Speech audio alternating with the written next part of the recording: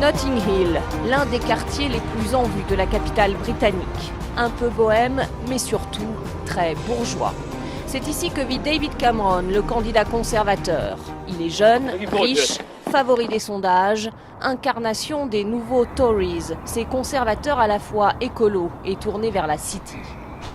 Rachel Johnson vit ici depuis 17 ans. Dans son dernier livre, elle raconte la vie de ce quartier. Cette romancière a souvent rencontré le couple Cameron. David Cameron n'aime pas forcément faire référence à Notting Hill parce que c'est une étiquette qui signifie riche, banquier, véreux. Il ne veut surtout pas leur ressembler. Pourquoi ? Eh bien, parce que les banquiers sont extrêmement mal vus. Je suis même étonnée que les gens n'aient pas marché sur Downing Street ou Goldman Sachs pour les passer à la guillotine. Le nouveau conservatisme prôné par David Cameron, un parti qui ne s'adresse plus uniquement aux privilégiés. L'homme a surtout d'autres atouts.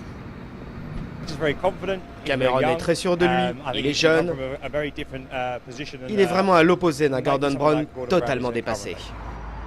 La quasi-totalité de la presse britannique affiche ouvertement son soutien à celui qu'elle surnomme l'homme de fer.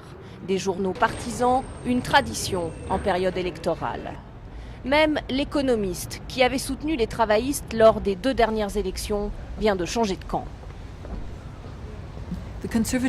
Les conservateurs ont été les premiers à proposer un programme sérieux de réduction des déficits. Et nous espérons vraiment qu'ils respecteront leurs promesses. Mais la raison principale de notre soutien en faveur des conservateurs, c'est la vision qu'ils ont du rôle de l'État. Pour eux, c'est plus un partenaire qu'une autorité dominante. S'il gagne demain à 43 ans, David Cameron sera le plus jeune Premier ministre conservateur à siéger ici au 10 Downing Street.